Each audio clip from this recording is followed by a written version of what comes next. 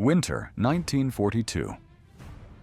On the banks of the Volga stood a vibrant, proud, and lively Soviet city, an industrial center that manufactured tractors, tanks, and dreams, called Stalingrad. But soon it would cease to be, because that city would be transformed into the cruelest graveyard of World War II. There was no truce there, no mercy, no escape. There, hunger, cold, and death walked hand in hand. Stalingrad was not just another battle, it was hell on earth. Before the roar of German bombers erased its name from the map, Stalingrad was a reflection of Soviet power.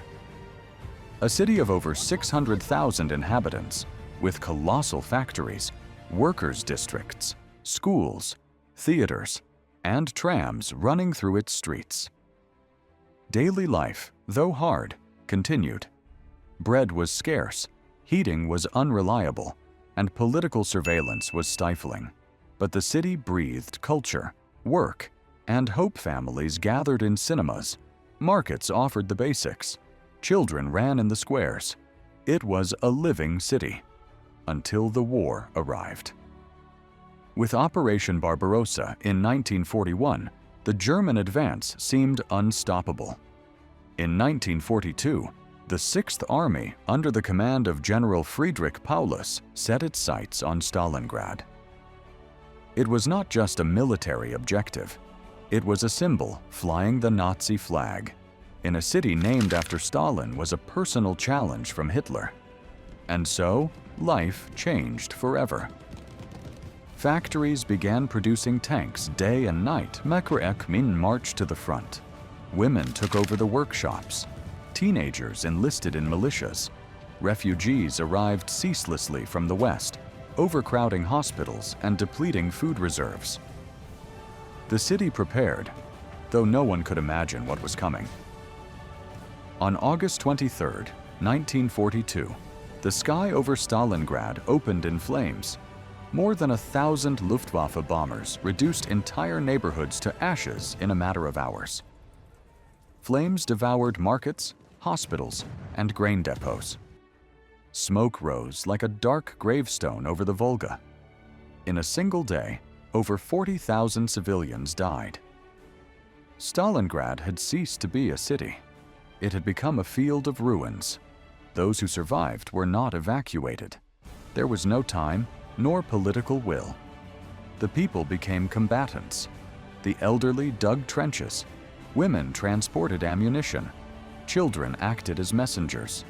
And everyone, sooner or later, became a victim among the ruins. Life became a nightmare. Entire families sought refuge in basements and sewers. They shared their space with rats and corpses. To get water, they had to cross streets under bombardment, to wells contaminated with blood and oil.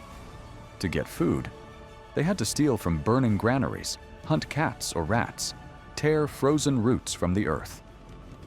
Thirst was worse than hunger. Fear was worse than thirst. As weeks passed, desperation consumed the population.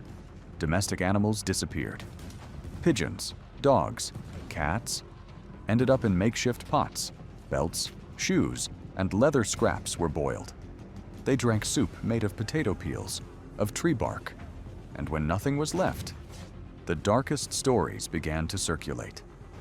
Cannibalism. In hospitals without food, in basements filled with orphans, in houses where cold and hunger swept through, cases were documented. The Soviet Penal Code punished it with death. But in Stalingrad, hunger dictated laws crueler than any government. Winter arrived with temperatures of -30 degrees. Celsius stoves were out, coal was gone. Thousands froze to death in their shelters. And yet, no one surrendered. The civilians resisted. They built fortifications with bricks torn from the rubble. They treated the wounded. They shared the last piece of bread. Stalingrad was not just a military battle. It was a struggle to survive, to maintain human dignity in a world reduced to ashes. In this hell, childhood disappeared. thousands of miners were trapped. Many were orphans. Others, still with their families, were turned into combatants. The 13th Guards Rifle Regiment became a legend. They entered Stalingrad with 10,000 soldiers. In the end, fewer than 300 remained, and among them, teenagers barely 14 or 15 years old. At first, they were messengers, scouts, assistants, but they soon took up arms. Some crawled through basements placing explosives. Others climbed ruins to act as lookouts. Children who didn't have the strength to fire a rifle, but had the courage to die for their city. One of them was Mikhail Panikaka, only 17. When his Molotov cocktail broke in his hands, he chose to throw himself in flames against a German tank. His burning body was his last weapon. He became a hero. But most of those children never had a name in history books. In Stalingrad, childhood did not exist. Only resistance existed. Among the ruins of Stalingrad, there was one building that became a myth, a simple red brick apartment block, Pavlov's house.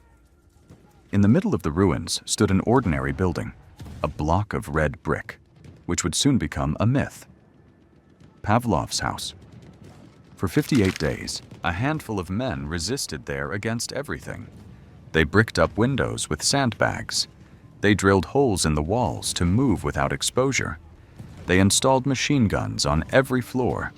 They were the awake men, soldiers who never slept soundly, who survived with the rifle between their legs. Always alert, General Chuikov summarized it with an unforgettable phrase: "The Germans lost more men trying to take Pavlov's house than in the conquest of Paris." The snipers in Stalingrad, windows were death traps, because there, in the shadows, the Soviet snipers waited, invisible, patient. A single shot, and the silence returned. The most famous was Vasily Zaitsev. More than 200 confirmed kills. He founded a school among the ruins, training disciples in the art of camouflage. His supposed duel against a German sniper became a myth. Perhaps propaganda, but also a symbol. Men and women hunted the enemy with inhuman patience.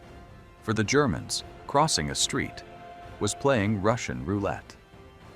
The German fall, November 1942. Operation Uranus closed the trap. The German 6th Army was surrounded. More than 250,000 men trapped in Stalingrad hunger devoured bodies. First hard bread, then boiled leather, rats, frozen horses, and finally, human remains. The cold killed more than the bullets. Men frozen standing up, like ice statues with open eyes. Hospitals were agony wards without medicines. Suicide became routine. And meanwhile, Hitler forbade retreat. He promised an impossible airlift. The only thing that arrived was condemnation. Der Kessel. The soldiers called it Der Kessel, the cauldron, a frozen hell where death cooked slowly. 700 tons of daily supplies were needed. Barely 100 arrived. Operation Winter Storm failed. In January 1943, Hitler promoted Paulus to field marshal, a poisoned promotion. No marshal was supposed to surrender alive. But on January 31st, Paulus surrendered, not with glory, not with speeches, but in silence, defeated, empty. Of 250,000 men, barely 6,000 would return to Germany. The rest remained buried in the snow or in Soviet camps. Fate of the General Stalingrad did not just shatter armies, it also destroyed consciences. Paulus surrendered and ended his days in East Germany, marked by guilt. Arthur Schmidt never accepted his responsibility. He died in silence. And Walter von Seydlitz, who had wanted to save lives by surrendering, was branded a traitor. In Stalingrad, something more than the German army collapsed. The idea that blind obedience is a virtue collapsed. Closing the Battle of Stalingrad lasted more than 200 days. More than 2 million dead, a city reduced to ashes and transformed into an eternal symbol of resistance. Stalingrad was not just a battle, it was a wound in history. A place where humanity looked into the abyss, and the abyss looked back.